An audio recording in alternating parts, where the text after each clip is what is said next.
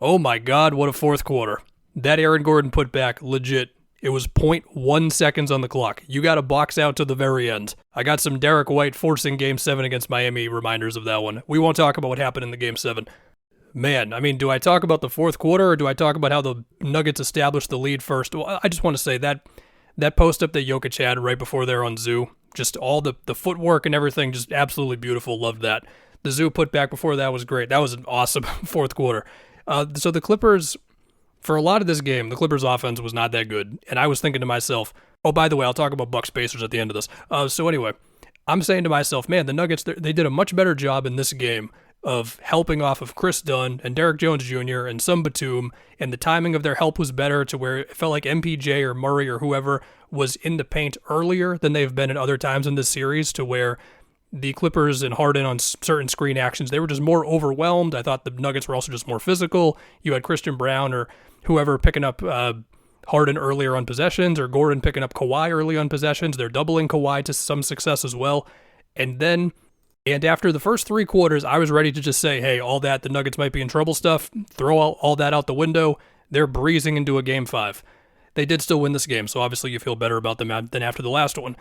But then in the fourth quarter, the Clippers, I want to say they rode with the Bogey and Powell around Kawhi, Harden, Zoo lineup, so just more shooters on the floor. And I know Bogey's shooting in the regular season overall was not good, but he was better for the Clippers. He actually shot 40% from three for just the Clippers, because Batum can also make an open three, but he missed a couple open ones in this game.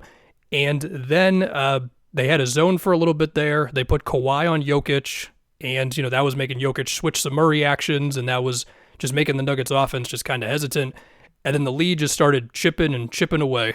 I mean, that slowed down some of their offense. And on the other end, I thought the Clippers were just going much faster. They were not giving the Nuggets time to prepare their help defense. So now it's like Harden beating Murray in an ISO, and now Brown's got to rotate over really quickly, and now Powell's open for three, or Kawhi quickly goes into the screen, Jokic is dropping back, finish at the rim. Similar thing with Harden.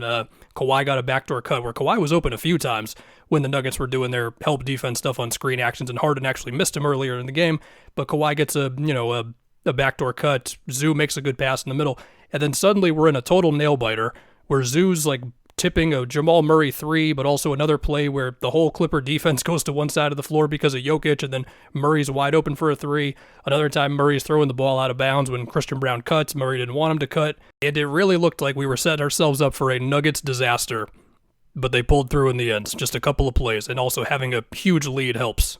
I don't even know what the huge takeaway is from this game. I mean, I thought it was going to be the Nuggets found their defense again, and then it became whatever that fourth quarter was. But I will say, look, with the lead the Nuggets had in this game and then still winning it in the end, yeah, of course you're going to feel better about them than after the last game, where I was thinking, sure, the effort tonight was going to be better, but I just didn't know if they were just outmatched in the series. And now I'm like, with 3 games left in this thing, I have no idea. It did feel like Jokic also just had a few more moments in this game throughout establishing the lead of just being big and mean. I mean, Zoo is still one of the tougher guys for him to just go through, and it feels like he elects to take more jumpers versus Zoo than perhaps any other center.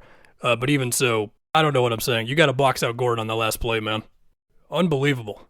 That was awesome. That was so fun to go through. I mean, if you were a Nuggets fan, you were probably like, oh my God, it's really happening in front of me, but they pulled through, and now it's Game 5 in Denver coming up.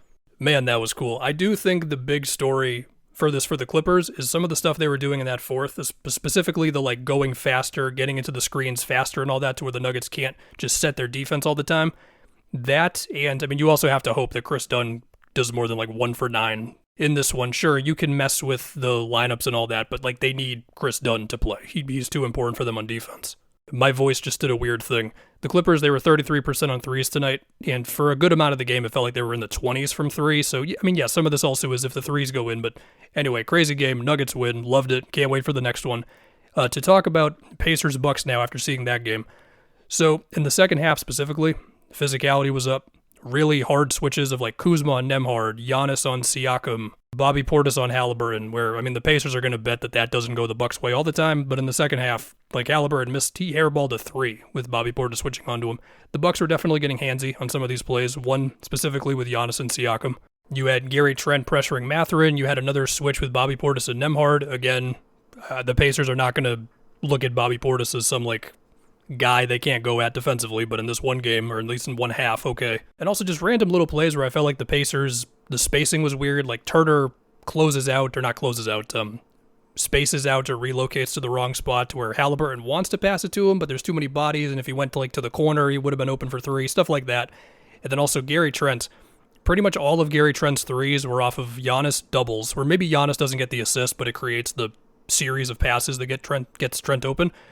Or Trent was just like one pass away, and the Pacers just throwing everybody at Giannis. I mean, Giannis in this series is averaging like 35 points and 70 true shooting or something crazy. Like, it's wild.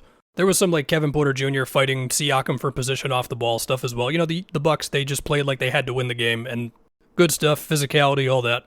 I will possibly be back later for Warriors, Rockets. I don't know. We'll play it by ear, but that Nuggets Clipper game, man, wow.